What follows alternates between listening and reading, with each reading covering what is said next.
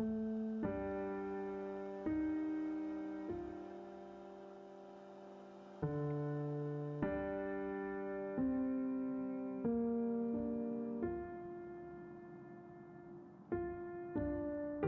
couldn't dream like this before. 20 years ago, I'm not sure what it was, but something dropped. The surface bent and ripped. The clouds found their space in the corners. My father saw me change, and the world with him too. The swirl so complete that it had to be violent. But if you ask him about it, he'll assure you that's just how time is. We change, and we take what we bear, and what we can't, we just accept that we've been broken. He's a generous man. And like all generous men, he keeps the worst things hidden. Like that he wants me to be better.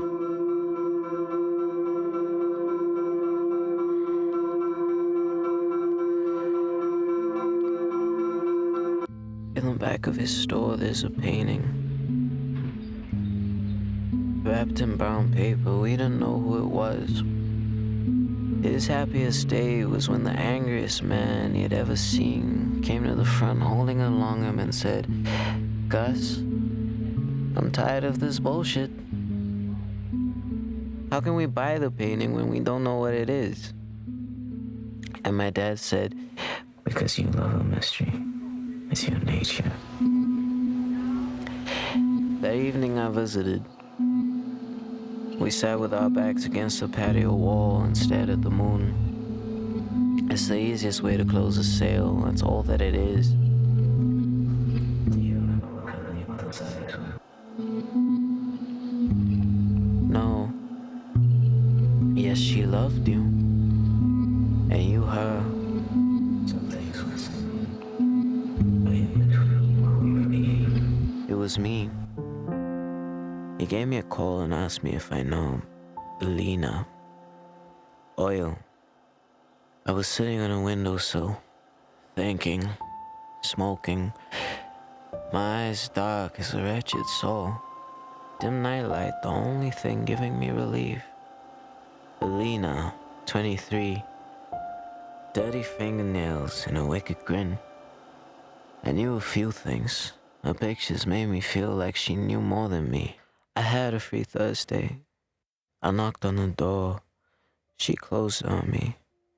I went out in the street, and I stayed there. It was strange. The world swirled. I was the anchor. She was the sea. She dropped the Polaroid down. I screamed an answer up to her. Yes, I am a fool, but you already know me. How could I be this scene? She made me hot cocoa. She stared at me. I was meant to. I was more than anything to do without. It was only dramatic.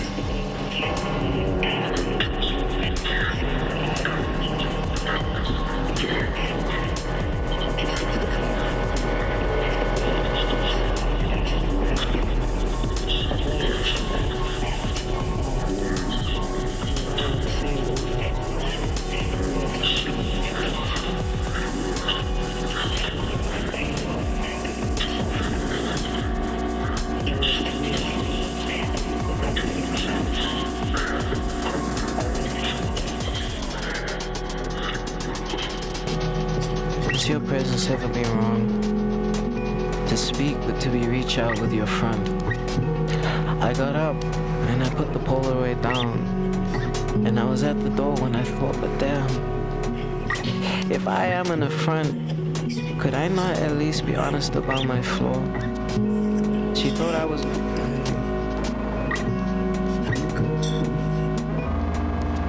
Elena's laugh is like she's thinking and she's accidentally justified both courses of action.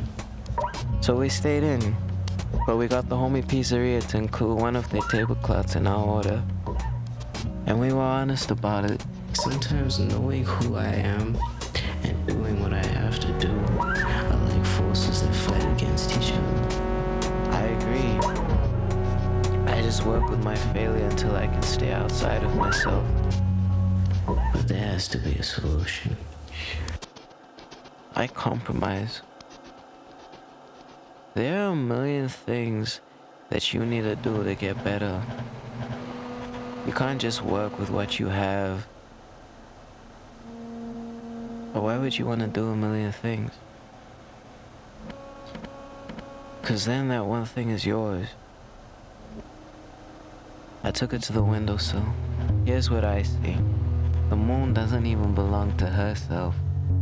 She just moves through time, glowing because she is shone upon, darkening because she is left alone, revisited until a rock makes powder of her. We are below her, and our gravity every day pulls what we can't take and absorbs what we are unprepared for. Why would we make it harder by wanting for what we can have in one day of the lifetime of the moon? Things are different this time of year. If I was her, I would have been better. I think I'm just holding on tight to old guilt. I left the bed, but she was still looking out. I've grown too. I've grown because I've gotten to be a person who would accept herself. I think there's a natural order to things and that we shouldn't be so pissed about how it goes. We don't change. Things are tacked on. She smiled weakly. Can you imagine at 70 what the hubris will be? Yes. Aren't you glad for death? Yes. She nestled herself into me so gladly that I fell back in the bed, with the length of her touching at each point the length of me. It's like a party that your family is at, and all the friends that you treasure, and all the gifts that you've always wanted. And the wine is light, sweet, and perfectly bitter. And the rooms are cavernous, and everyone is smiling. You sit down and you see a fire spitter. The one who you know's best grips your hand while a magician makes you think of how wonderful it is. Everything else. And then you grow tired. Why is it such a bad thing to sleep forever? Everything else. She explained what she meant, but to do it, she had to take me to a bed store. And we looked at the gray paneled ceiling.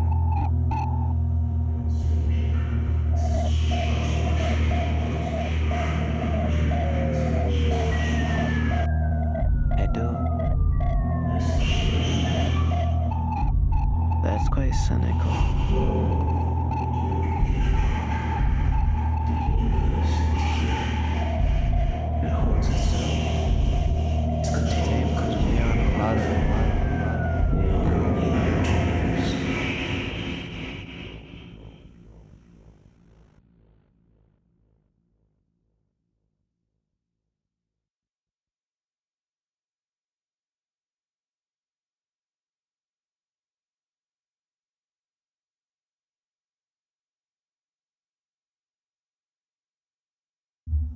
It was inverted. I was on the other side. It's all written in the stars for us, unless the stars want them. There was a rock she was twisting in her hands. There was always something that she kept on herself, like a small mark of me. I glide with this porousness. I'm not even tired. I'm accustomed to loneliness too, so much so that I've buried myself peacefully, a loss and a win, and my tears all just amount to another way I bowed and bowed again. Spinning with a light box in her. Dry gardens, dead spaciousness,